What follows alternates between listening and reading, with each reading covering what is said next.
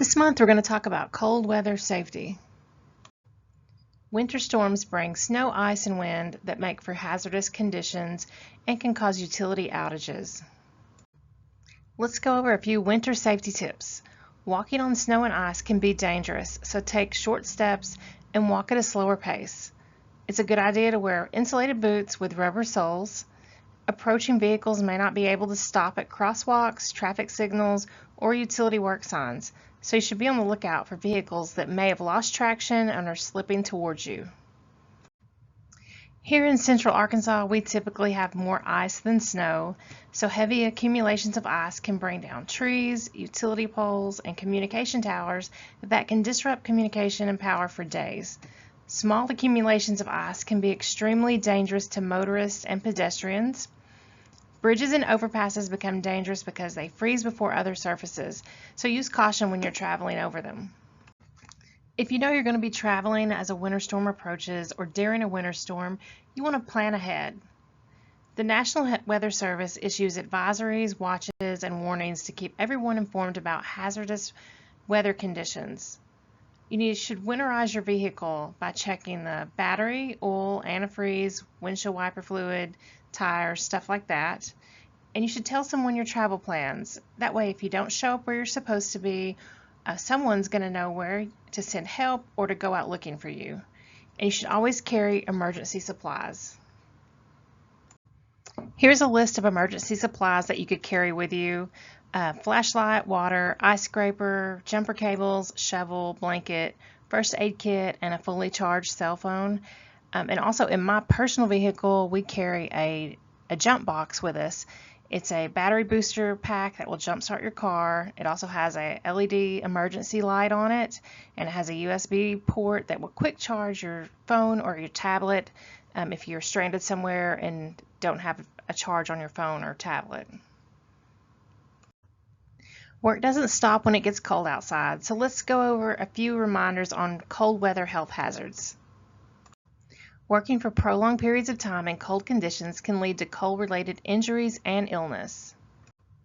Cold stress occurs by driving down the skin temperature and eventually the internal body temp. So when your body is unable to warm itself, serious cold-related illness and injury may occur. There's 4 factors that contribute to cold stress. That's cold temps, higher cold wind, dampness, and cold water. A cold environment forces the body to work harder to maintain its core temperature, so cold air, water, and snow are all going to draw heat from the body. So while it's obvious that below freezing conditions combined with inadequate clothing could cause cold stress, it's also important to understand that it can also be brought about by temperatures in the 50s combined with rain or wind. Just like extreme heat forces the body to work harder to maintain a safe temperature, extreme cold does the same. So when temperatures drop below normal and wind speed increases, heat's going to leave your body more rapidly. This makes it just as easy to become dehydrated in cold temperatures as it is in warm temperatures. Cold conditions force your body to work harder to maintain its temperature.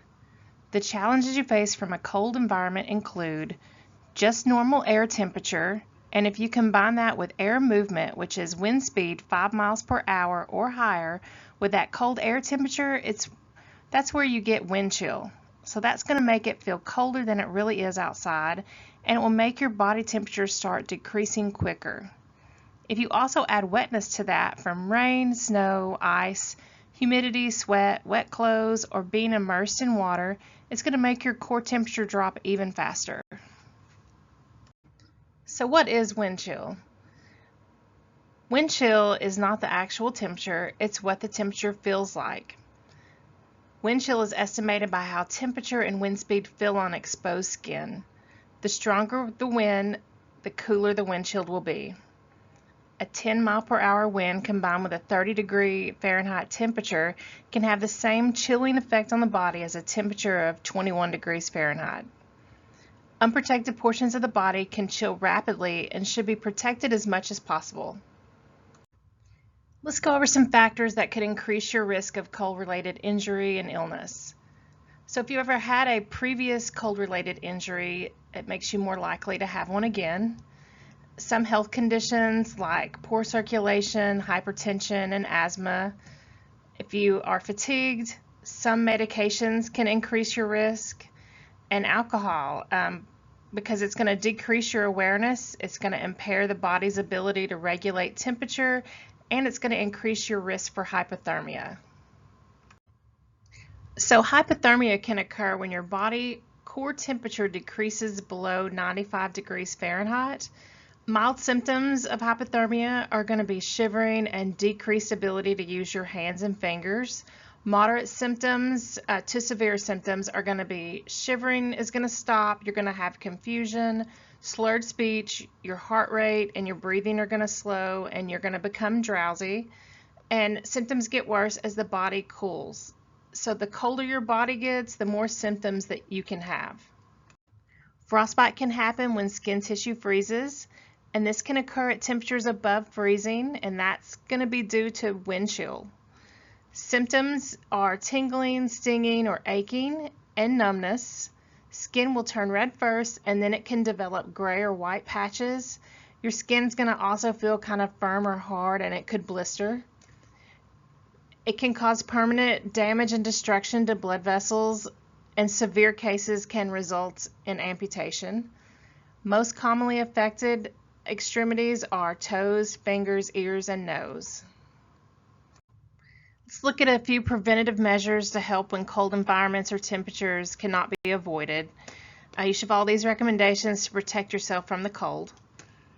You can wear appropriate clothing, and this even means wearing layers. If you know it's going to be an extremely cold day, that's going to help you stay warmer.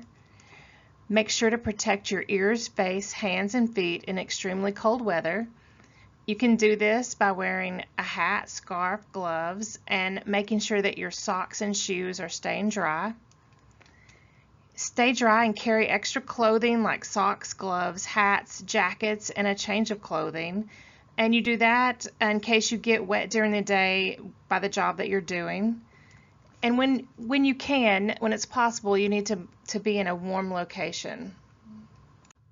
Avoid touching cold metal surfaces with your bare skin. So if you're leaning up against something that's cold, or you're sitting on a cold surface, it's going to make your body temperature drop faster. Remember, moisture can increase heat loss from your body. Monitor your physical condition and the physical condition of your coworkers. You could have a coworker that's showing signs or symptoms and not realize it, but you may be able to see it. Being aware of how your body is reacting to the cold is important in preventing cold stress. Here's an acronym for dressing for the cold. So C is keep clothing clean. Dirt and grease block up the air spaces in your clothing and reduce the insulation ability. O is for avoiding overheating. Sweat can freeze on the layers of your clothing, so stay dry. Moisture is going to decrease the insulating ability of your clothing. L is for wear clothing in layers. Loose clothing allows air spaces to help trap warm air without restricting blood circulation. Good blood circulation helps to prevent frostbite. D is for keeping clothing dry. You have got to keep your clothing dry from the outside as well as from the inside. Here are 6 fun facts about snow. All snowflakes have 6 sides. The most snow measured in a 24-hour period was 75.8 inches, and that fell in Silver Lake, Colorado on April 14th and 15th in 1921. Most snowflakes fall at a speed of 2 to 5 feet per second. That's about the same speed as a person casually walking. A cubic foot of snow can contain 1 to 2 million individual snowflakes. Thundersnow is a thunderstorm with snow as the precipitation type. It typically occurs where there's a strong motion, upward motion, inside a winter storm. All 50 states have recorded snowfall. In Hawaii, snow is observed on the tallest volcano summits every year, and light snow, usually just a little trace amount, is an almost every year occurrence in northern Florida. I have a few Arkansas snow facts for you. On February 13th, 1905, The lowest recorded temperature in Arkansas was negative 29 degrees Fahrenheit, and that was at Gravette, Arkansas. A close second was Lead Hill. They had a low of negative 28 degrees Fahrenheit on January 22nd, 1930. The number one snowiest month in Arkansas that was recorded was in February of 2021 with 20.3 inches. And the second snowiest month in Arkansas on record was January 1918 with 20 inches. So that was a little over a 100-year gap to have that snowiest month on record. And the snowiest year on record was 1960 with 32.6 inches. 1966 had 21.8 inches, and then in 2021 we had 20.3 inches. If you have any questions or comments, I'll try to answer them for you. You can find me in the lab building, or you can call me at extension 104.